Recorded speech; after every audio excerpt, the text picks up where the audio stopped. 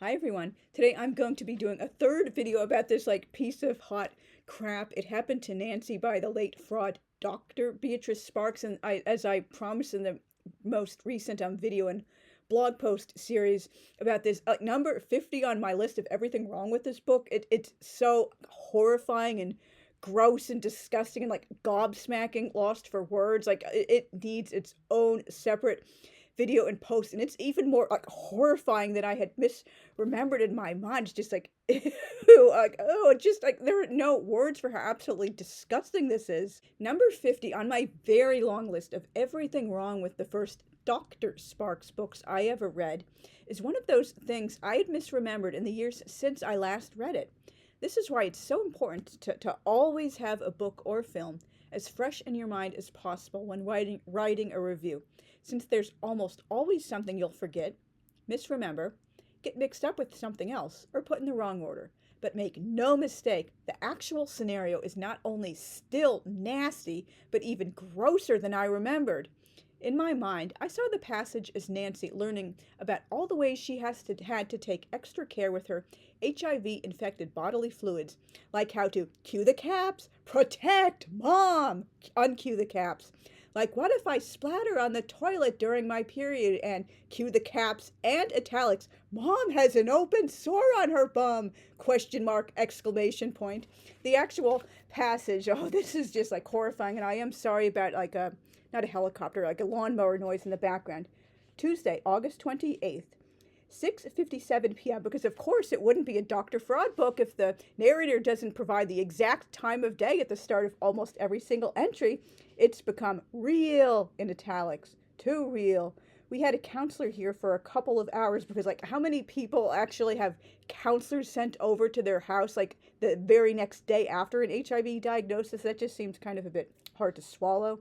I guess she helped. At least now I know what I can and can't do to, cue the italics, protect mom. I hadn't realized that I could be an endangerment to her, to everybody. Missy, the counselor, kept saying I wasn't in italics. Then she'd tell me something that would tell me I was. Number 1, HIV is carried almost exclusively through blood and semen. Okay, well, we don't have to worry about semen. Duh, Nancy, you're both two ladies. Why would you even say, oh, you don't have to worry about that? It's just, well, Dr. Fraud wasn't exactly smart, but blood. I suspect sometimes in the past I've used mom's toothbrush, because I was just too lazy or hurried to take her blue brush off and put my yellow one on the electric toothbrush machine. Yet another, using way more words and fancier words than even the average adult would use, talking casually. Another trademark of this fraud. And sometimes I do have bleeding gums if I have canker sores or something. Gross. HIV is not a fragile virus and can live up to 7 days in body fluids. What does that mean? It's all so complicated. What if I splatter on the toilet seat during my period and mom has an open rash on her bum? What do I do with used Tampax? What if I cough hard and spit up a little blood with the phlegm, like I sometimes do? I need Missy to come back. Now. Not tomorrow. Now. Now. And it's a running thing throughout the entire book, and I should have seen this one coming on my third reading of the book 15 or so years ago. It was so obvious now. It was a total setup through line for Dr. Sparks to come in near the and oh, I'm the all-knowing, all-conquering, wise, loving, beneficent hero. I'm here to answer all the questions you've had about AIDS for the last 2 years, Nancy. No doctor or nurse ever answered these questions, and you didn't know who you could turn to. You didn't even get an HIV/AIDS support group, but here I am, the all-knowing, loving Molly Mormon pretended clinical psychiatrist working with troubled teens. I'm going to solve all your problems and magically, lovingly answer all the AIDS questions that have been on your mind that no doctor somehow ever was able to answer, that you were too scared to ask anyone. Seriously, I hate this woman so much. And the way she started writing herself in as a character, getting more and more heroic as each successive book was published, it just makes her even more narcissistic and fraudulent and egotistical and megalomaniacal. But getting back to the passage, it's basically, in layperson's terms, Oh noes, I might give my precious Mommykins AIDS because we both have absolutely disgusting personal hygiene. The thought of knowingly, voluntarily putting another person's toothbrush in my mouth makes me want to vomit. Why the hell does Nancy regularly have canker sores and bleeding gums? Ew. Why didn't her doctor look into that long before she got HIV? Also, why does she and Mommykins share the same toothbrush apparatus?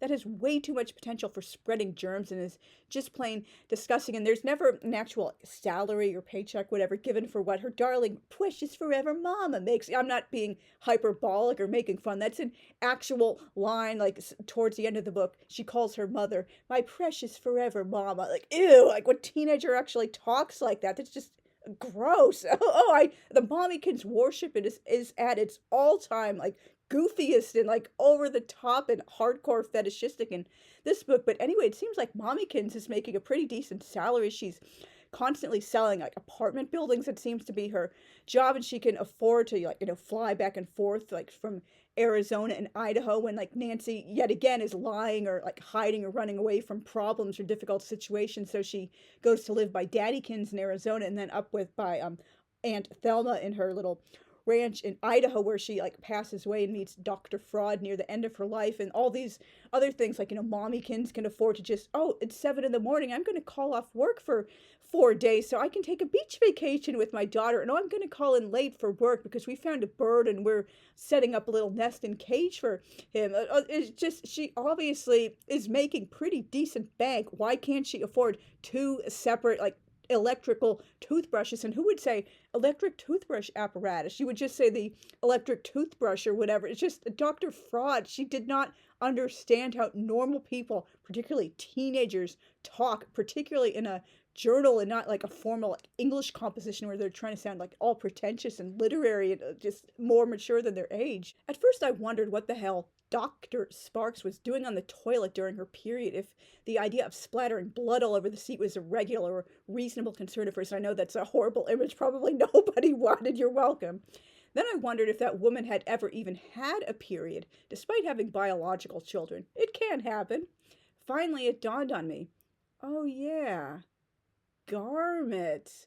Being a good little Molly Mormon, that old fraud must have been taught to always hover above the seat to avoid getting urine, feces, or blood on her precious magical underwear with Masonic markings. I'm not like being hyperbolic or making fun. That's actually what the underwear is. It's like long, I'll put a picture, like it's like long john type underwear, and it has these like really creepy markings on it. Seriously, garment behavior is weird, and that's not even like the half of it. You have to dispose of it in a certain way, and a lot of Molly Mormons and Peter Priesthood, they don't even take the garments off entirely to have sex or like take a bath, and like, oh, this person died a horrible death, but underneath the garments, oh, his or her body was completely pure and preserved even in a terrible fire or terrorist attack. It's just, oh, so many reasons I do not like, this cult.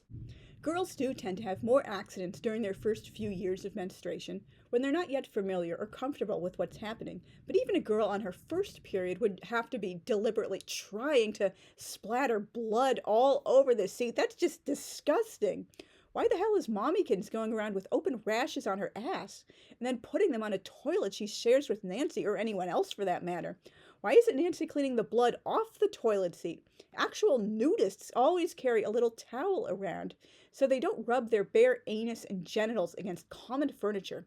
Why would Nancy's mind even go to such a nasty, specific scenario? Maybe this is just me being all evil and worldly, but I'm pretty sure the average teen's most pressing concern after an HIV diagnosis would be, how can I stay as healthy as possible and live as close to a normal lifespan as possible? Then it would be, how do I avoid infecting other people? Not, how can I protect and shelter my precious Mommykins? Ooh, I just about die if anything bad happened to my darling Mommykins. Ugh. An open rash anywhere on the body can be a very serious cause for concern. Mommykins needs to have that checked out. Also, bum. Seriously?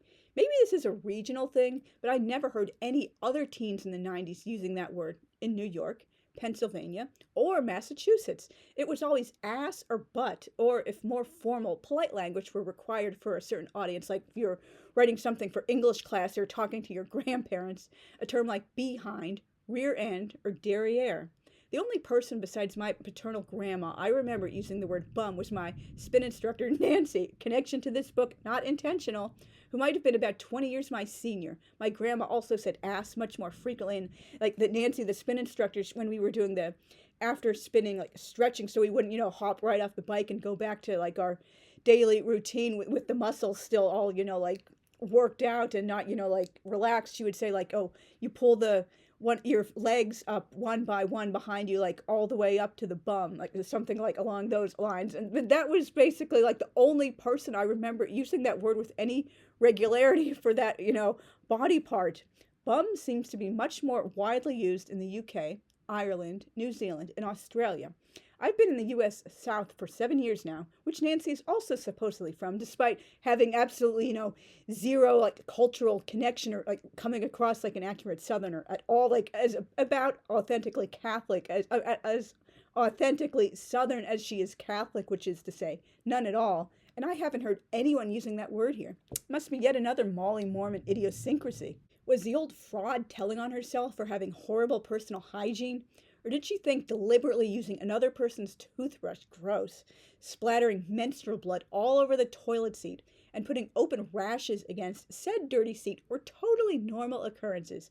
That's nasty, and you're disgusting. Thank you very much for listening. I'm sorry if the lighting got a little bad. It's starting to like rain and storm outside, so obviously the sun is hidden by the clouds. And please leave a comment letting me know what your experience is with literary frauds in general, not just with this like infamous fraud who like got away with her garbage for decades. Like, have you read any of her other books? Have you heard about her books? Like, known about the controversy, anything like that?